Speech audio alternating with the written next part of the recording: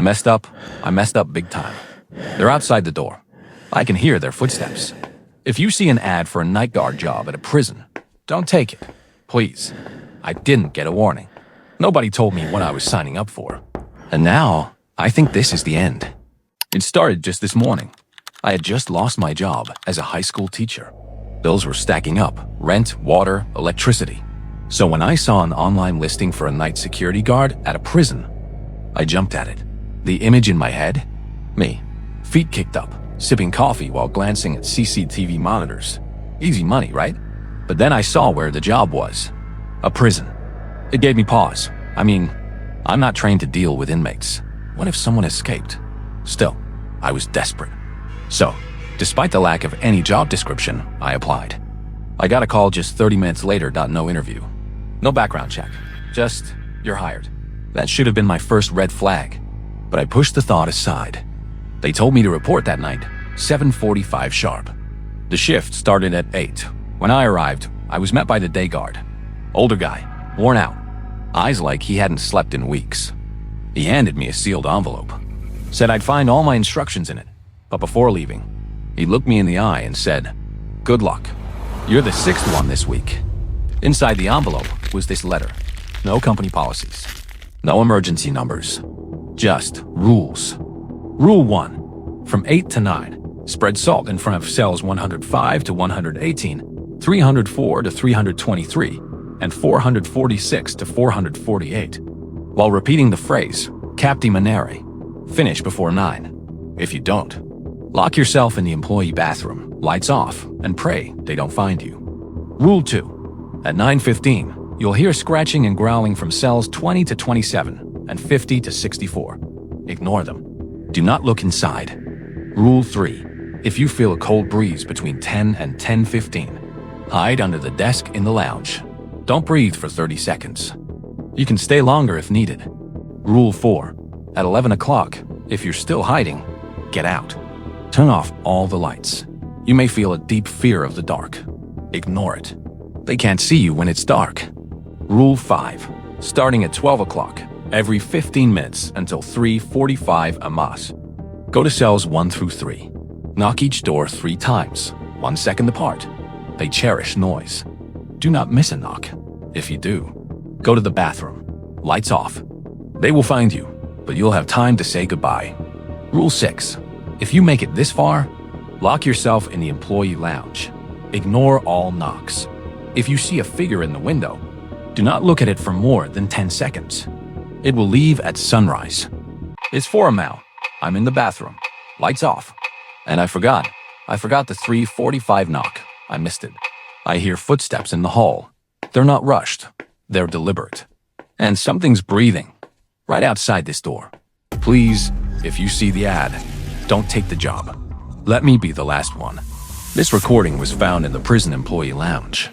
The body was never recovered.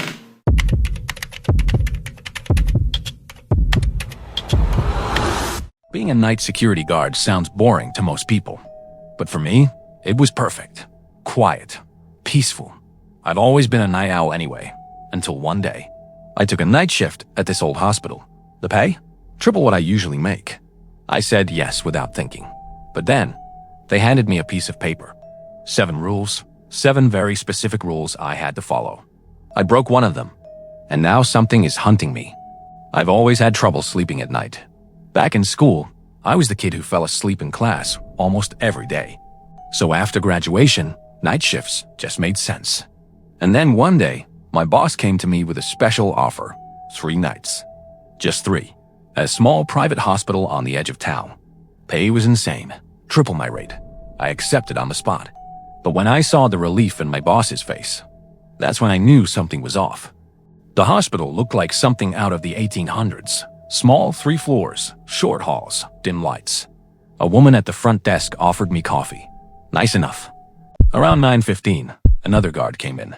Big guy, serious face. Barely looked at me. He showed me how to work the cameras, then pointed to the desk. One last thing, read the paper on the desk. All of it. Doesn't matter if it sounds weird, follow every rule. All of them. If you don't, we'll know. Rule 1. At 10 p.m. sharp, start your patrol. If you see anyone in the hallways, politely ask them to leave. Rule 2. If a woman knocks at the door asking for her husband, ignore her. Don't let her in. Rule 3. The ICU light must always stay on. If it goes out and you hear screaming, hide in the nearest bathroom. Rule 4. If you see a child sitting alone in the cafeteria, sit next to them. Don't speak unless they speak first. Rule 5. At 1 check on the patients. If any of them are sitting up, ask what they need. Do not start a conversation. Rule 6. If it rains, you may open the front doors, but make sure everyone you let in eventually leaves. Rule 7. If all cameras go black, hide and pray. The first patrol was uneventful. Quiet halls. Empty rooms. Honestly, I thought it was all a joke. Until I got to the first floor and saw someone, an old man, just standing outside the ICU. I told him visiting hours were over. He left, but before he walked off, he turned and said, "Watch out for the surgeon." I started to think this whole thing was just a creepy onboarding trick. 12:03, a MAQ light went out, and then a scream. I pitched, "Terrifying. Real. Welcome to the hospital. You can check in, but you can't check out." He knocked on every stall door. One by one, when he reached mine, he stopped. Then yelled, "Jake, I need your help."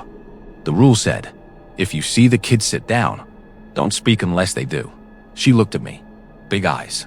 No expression. And then she asked, "Want to play hide and seek?" I ran. I didn't even think. That's when I realized I just broke one of the rules.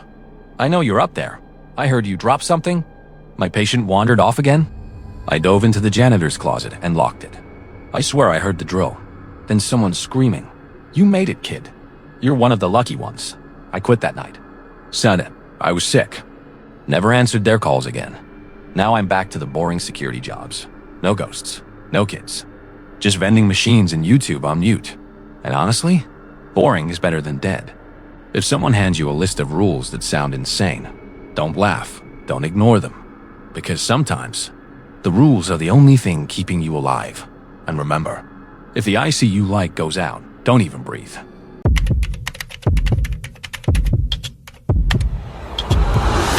You ever come across a job offer that just seems too good to be true? Well, this guy did. $37 an hour. Night shift. Just sit and watch some security cams. No patrols. No uniform. Easy money. But that's the thing about easy money. It always comes with a catch. Christopher Newman was just another guy looking for work. He saw the post on a local job site, a basic security guard gig. Watch some cameras, lock a few doors. And the pay? $37 an hour. Sketchy? Yes. But he needed the money. So he sent in his resume. Not even an hour later, he got a call from a private number. The voice on the line sounded nervous. Said his name was Daniel Edwards. Said he used to be head of security. Now head of HR. The place was in the industrial district. 2 buildings. No signs, no people. 1 car in the lot. He stepped inside. Empty lobby. Dust on the fan. Hallways that didn't feel right. There was a door at the end of the hall, dented like something had tried to get through. And the right side hallway. It didn't seem to have an end. Then another man rushed in. Called himself Joshua Collins. Also said he was head of HR. They skipped the formalities. Chris signed the NDA without reading it. He was told to stay in the office. Don't patrol. Don't explore. Just watch. On the desk was a binder. 1 page. 10 rules. 1. Do not enter the long hallway. 2. Don't stare at it. If it shows up on camera, shut the feed down. 3. Never open the last door in the short hallway. Building 2 is off limits. 4. Only view through camera feeds. 5. Only use the front door. 6. At 2:17 a.m., the coffee machine will turn on. Place a cup under it. 7. Lock the office door until 2:37. 8. If you hear a woman's voice, unlock the left side room. But do not look at her. 9. If you hear a man, don't go in. Return immediately. 10. And above all, do not try to leave before sunrise. The first couple hours were fine, uneventful. Then 2:15 came. Time for the coffee. He placed the cup. At 2:17, the machine whirred to life by itself. Black liquid poured in. He left it outside the door. Locked himself inside. Scratching. Knocking. Something outside. The camera feed glitched and began showing the long hallway. He shut it off. There was a shadow in the office corner, darker than black. No matter what he did, it stayed. 3:45 Amez. He heard her. A woman whispering in a language he couldn't recognize. At first, he resisted. Then it got loud. Painful, like it was inside his skull. He gave in, opened the door, entered the room. A desk, 2 chairs. Her face just out of sight. She gestured for him to sit. He did. Then, a male voice cried out. He ran, back to the office. For a mum. 401. A scream. Inhuman. Something burst from the long hallway. No shape, no eyes, just hatred. It slammed the office door, over and over, trying to break in, trying to kill him. The screaming stopped. 402. Just like the rules said. He waited. He waited until the sun came up. 6:30. He saw himself on the cameras. Same face, same build, just wrong. At 7:50, symbols appeared in the dust on the monitor. At 8 o'clock, they were gone, and so was the shadow. At 9 o'clock, he bolted. Through the door, through the gate, didn't look back, until something forced him to. Down the long hallway was a face, no eyes, grinning with human teeth. He got paid, a check with no return address. A note from Joshua Collins, saying thanks, saying the residual effects would fade soon. The company, gone. Website, offline. Phone number, disconnected. Building doesn't exist on Google Maps. He still feels watched, still hasn't slept, still remembers that thing. And now, he knows. When something seems too good to be true, it is. If you see a job post offering too much for too little, keep scrolling. You don't want what comes with it. Sleep tight. I hope you don't dream about the hallway.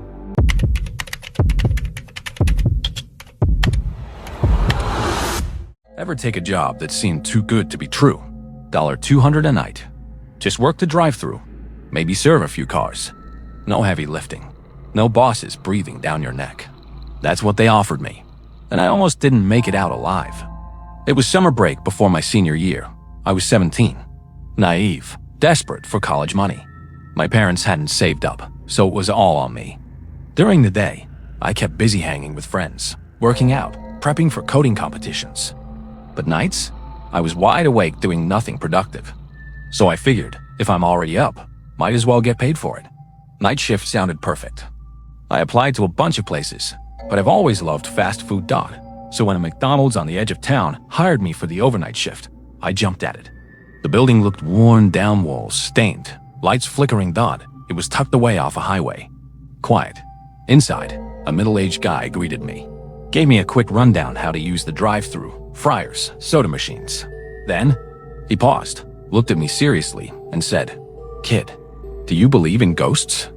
I laughed, told him no, but he didn't smile. Instead, he pulled out his phone, showed me photos of teens' former employees. They didn't follow the rules, he said. They vanished. No trace. The cops think I'm crazy. No one listens. He handed me a folded piece of paper, a list of rules for surviving the night shift. Rule 1. Keep the drive-thru lights on at all times.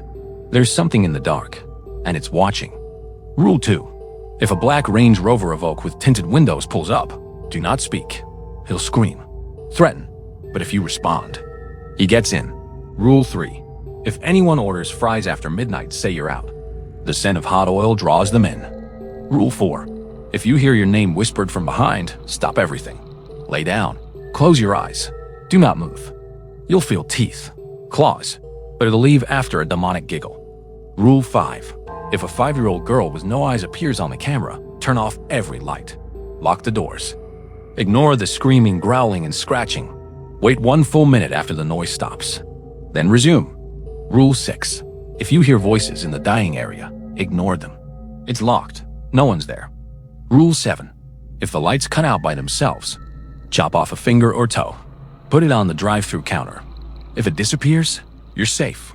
If it stays, pray. Rule 8. Don't fall asleep. Missing a sign could mean missing your last chance to live. For the first hour, nothing happened. Not a single customer. I actually started thinking it was all some sick joke. Then I saw her. A little girl, maybe 5, peeking out from a bush near the drive-thru. Her eyes weren't there. Just dark, empty sockets. The longer I stared, the more I felt this deep, irrational sadness and fear. Rule 5. I jumped up, shut off every light, and hid under the counter. Something slammed against the outside wall. Then, footsteps. Then, a child's cry. It got louder, louder, until I thought my eardrums would burst. Then silence. Then, tearing sounds. Flesh ripping, growling. I puked on the floor. I wiped it up, tried to stay calm. That's when I heard voices, laughter, chatter, coming from the locked dining room. I almost went to check. But Rule 6, I grabbed my earbuds and blasted music. Tried to drown it out. An hour passed. Then a customer finally came. Normal, human. I thought the nightmare was over. But then another car rolled up. A black Range Rover. Tinted windows. A man screamed into the speaker. "I know you're in there. Answer me, you little shit." I stayed quiet. He kept yelling. Then silence. He drove away. My shift ended not long after that. The manager smiled when he saw me. "You made it. Most don't." Then he offered to double my pay. Sighed I was one of the good ones. $400 a night. I told him I'd think about it. But I don't think I will. Would you take that job for $400 a night? Let me know in the comments. And if you've ever experienced anything unexplainable during a night shift, share your story below. Stay safe. And if someone whispers your name from behind you tonight, don't turn around.